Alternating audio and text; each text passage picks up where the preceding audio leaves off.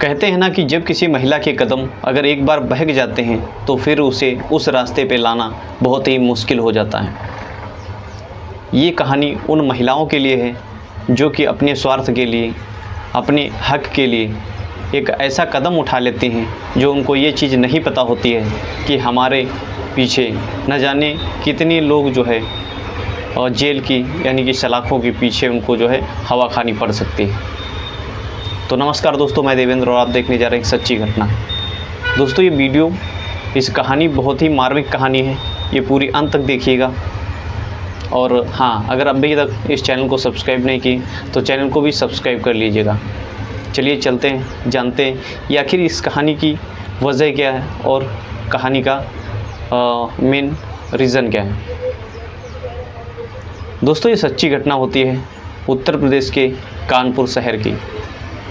उसी शहर में एक थाना पड़ता है और उस थाने में दो बूढ़े व्यक्ति पहुंचते हैं। जैसे ही सामने जो दरोगा होता है वो देखता है तो एकदम से पहले तो सोच में पड़ जाता है कि आखिर ये इतनी जल्दी, इतनी सुबह ये दो बूढ़े व्यक्ति कैसे आ गए। दोस्तों वो जैसे ही पहुंचते हैं तो सबसे पहले वो दोनों बूढ़े व्यक्ति अपना मुंह छुपा करके आए थे और वो कहने लगे कि दरोगा साहब, आप सबसे पहले तो आप वादा करिए कि आप जो है ये जो हमारी रिपोर्ट है ये हमारी सामने हमारा नाम जो है आप बिल्कुल भी ओपन नहीं करेंगे। जो दरोगा होता है पहले तो सोच में पड़ जाता है कि आखिर ऐसी कौन सी ये लोग जो है रिपोर्ट दर्ज कराने आए कि जो है कह रहे हैं कि हमारा नाम ओपन मत करना।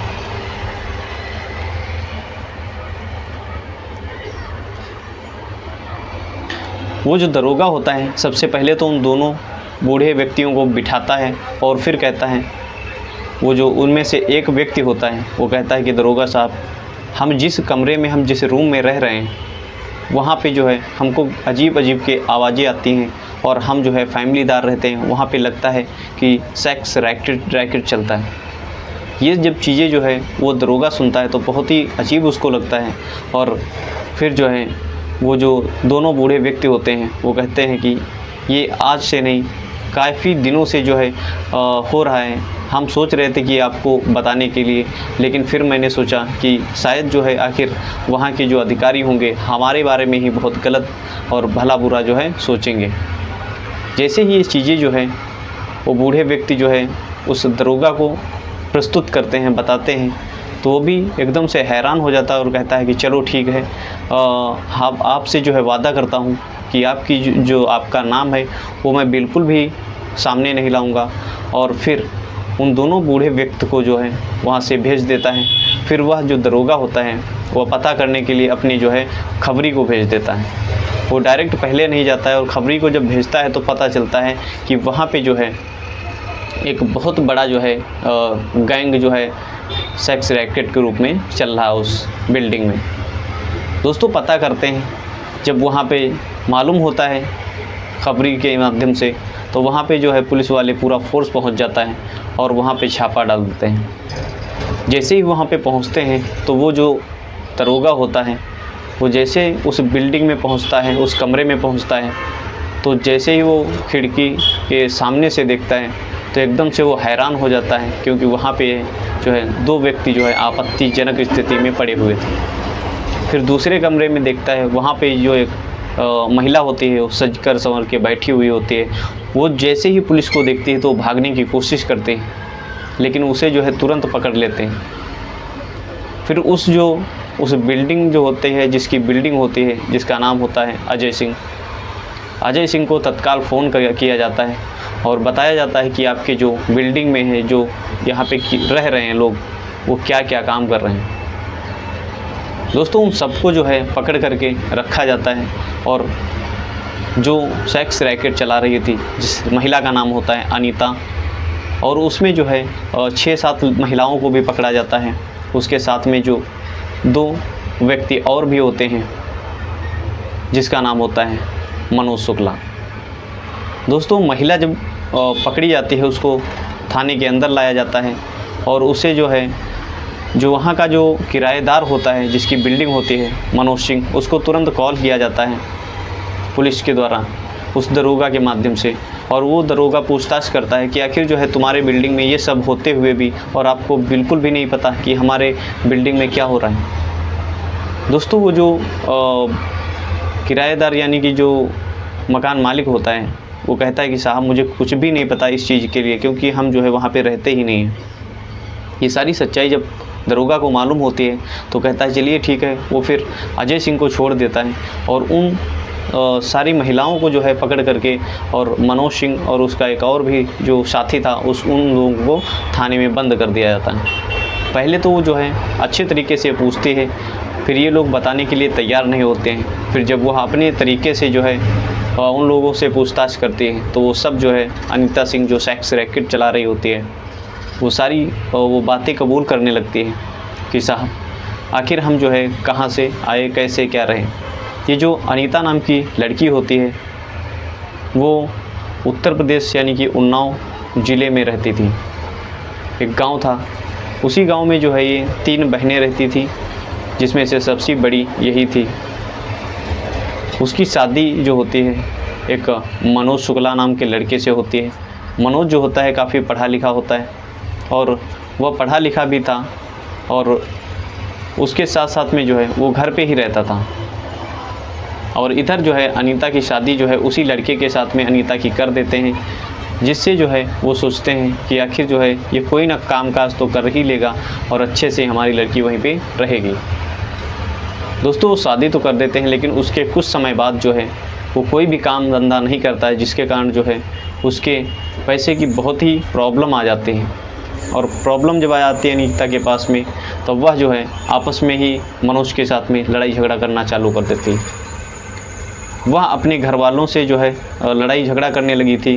फिर जो है कुछ समय बाद वह अपने मायके आ जाती है, और मायके आ जाने के बाद में उसके घर वाले यानी कि सास ससुर से भी नहीं निपट रही होती है। उनको जो है दहेज प्रथा लगाने की धमकी देती है, और फिर जब इस धमकी से उसके सास ससुर डरने वाले तो नहीं थे, बट जो है मनोज जो है परेशान हो जाता है, और फिर उसके सास ससुर उस अपने घर से जो है उसको निकाल देते हैं। फिर मनोज भी परेशान था कि आखिर हम करें भी तो क्या करें। वह जो है उन्नाव से वहाँ से निकल करके अनीता और मनोज वह कानपुर जैसे शहर में आ जाता है और नौकरी की तलाश करने लगता है। वह दोनों जो है एक छोटी मोटी नौकरी पा जाते हैं, एक कंपनी में जॉब करने लगते हैं। उसके बाद में थोड़ी सैलरी मिलती थी, जिसका जो है उससे खर्च चलाना बहुत ही मुश्किल हो पाता था। वो जो अनीता होती है वो एक उसके दिमाग में एक प्लानिंग आती है, और वो सोचती है क्यों ना हम कम समय में ज़्यादा पैसा कमाया जाए। वह दोस्तों एक ऐसी प्लानिंग होती है खौफनाक कि आप लोग भी सोचने पे हैरान हो जाएंगे कि कैसे कैसे विचार जो है लोगों के दिमाग में आ जाते हैं। उसके प्लानिंग आती है कि सेक्स रैकेट का वह तो जो है खुद तो करती है, और उसके बाद में जो और दूसरे को भी उसी काम में जो है करने के लिए प्रेरित करने लगते हैं। धीरे धीरे दोस्तों वह काम ऐसा करना चालू हो जाता है, उसका वह अपने ग्रुप को ऐसे बना लेती है कि जैसे बहुत ही लोगों का संगठन हो जाए।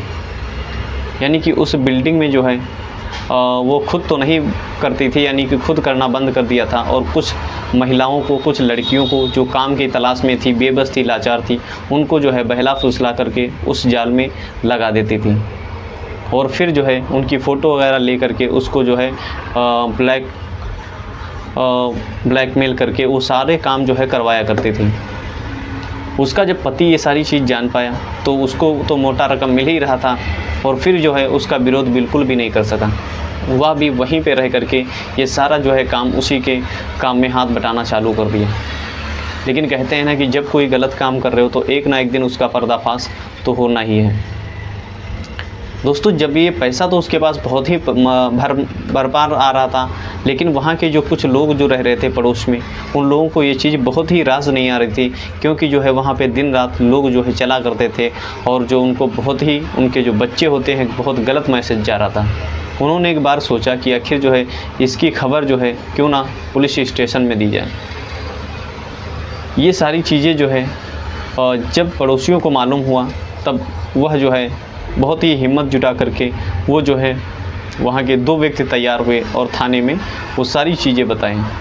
जब ये चीज़ जब उस थाने के दरोगा को मालूम हुआ कि आखिर यहाँ पे कैसे कैसे लोग ऐसे ऐसे जो है सिस्टम चला रहे हैं। तो दोस्तों उनको बहुत ही गलत लगा और उन दोनों बूढ़े व्यक्तियों के माध्यम से वो पूरे जो ये दोनों लोग जो है ये क्राइम कर रहे होते हैं उनको दोस्तों पकड़ा जाता है और फिर जो है सलाखों के पीछे डाला जाता है।